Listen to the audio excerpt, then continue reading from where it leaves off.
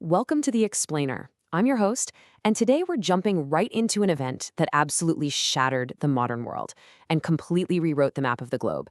It's a topic of immense, almost incomprehensible scope. But our goal today is to look directly at the sources and the data to figure out exactly how the world fell into such unprecedented devastation. We're talking, of course, about World War I. So here is the central question we have to grapple with today.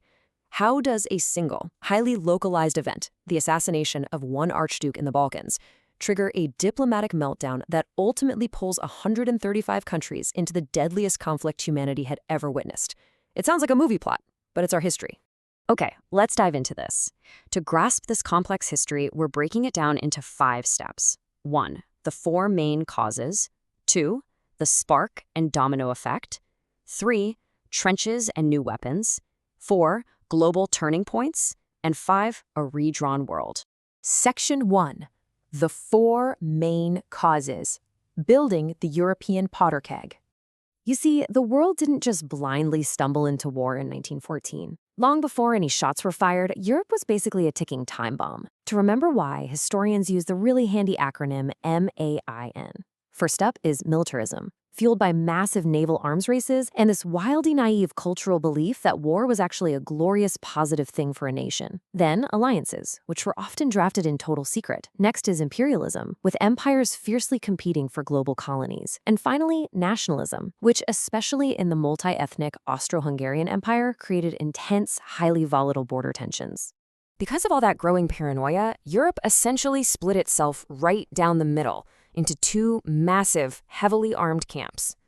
On one side, you had the Triple Entente, linking Britain, France, and Russia, and on the other side, you had the Central Powers, anchored by Germany and Austria-Hungary, who were eventually joined by the Ottoman Empire.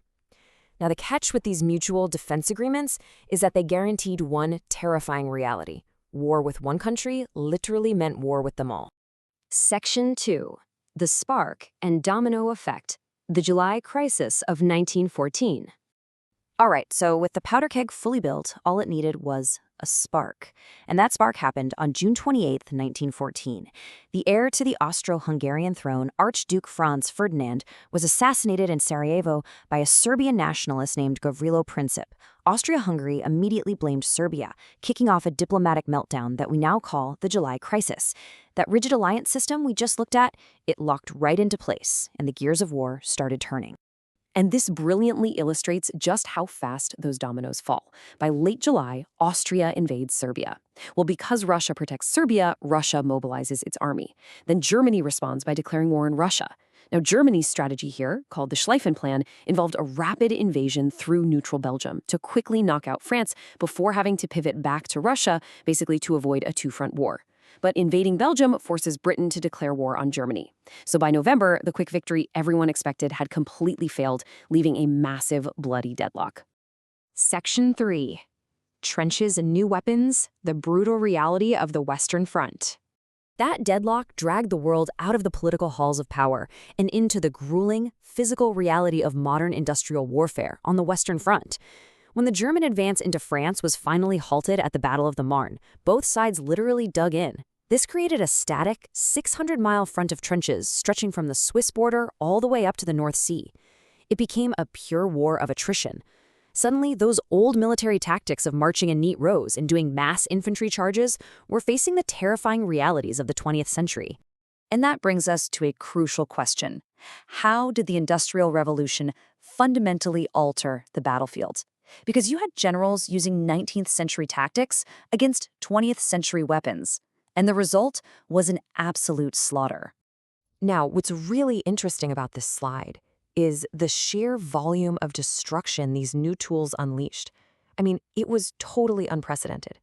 You had the British Vickers machine gun, which was capable of firing up to 600 bullets a minute.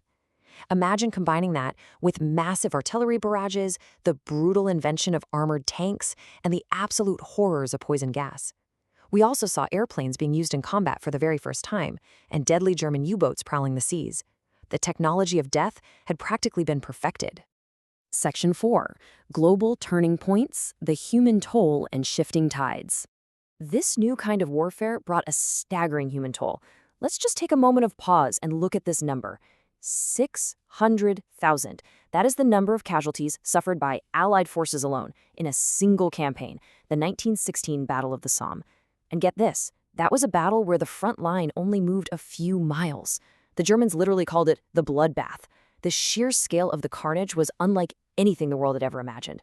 So by 1917, the strain was literally breaking empires apart. Russia, suffering from a massive lack of food and supplies, collapsed from within. The Bolshevik Revolution forced Russia to exit the war entirely. But just as the Central Powers lost a huge enemy in the East, a brand new one arrived from the West. Angered by German U-boats sinking passenger ships and the Zimmermann Telegram, which was this crazy secret German proposal urging Mexico to attack the U.S., the United States officially entered the conflict, and that completely tipped the balance of power. Section 5. A Redrawn World. Treaties, Trauma, and the Map of Europe. With fresh American troops arriving and the Central Powers dwindling in resources and collapsing internally, the war finally ended with an armistice on November 11, 1918. But soberly, we have to look at the ultimate cost. Over 16 million people, both soldiers and civilians, were dead. The war, compounded by a severe global outbreak of the Spanish flu, wiped out an entire generation of young men and left deep psychological scars across the entire globe. Let's move to and see how this builds, because this devastation literally reshaped our world. Look at this map of Europe in 1914 compared to 1919. 4 massive, historic empires were completely dismantled. The Russian, Austro-Hungarian, Ottoman, and German empires all collapsed. In their place, this giant jigsaw puzzle of new nations emerged, places like Poland, Czechoslovakia, Yugoslavia, Finland, Turkey, and others. The world map was completely fractured and rebuilt. The peace agreement was dictated by the Treaty of Versailles, and it was incredibly punitive. Germany was forced to take total, sole responsibility for the war.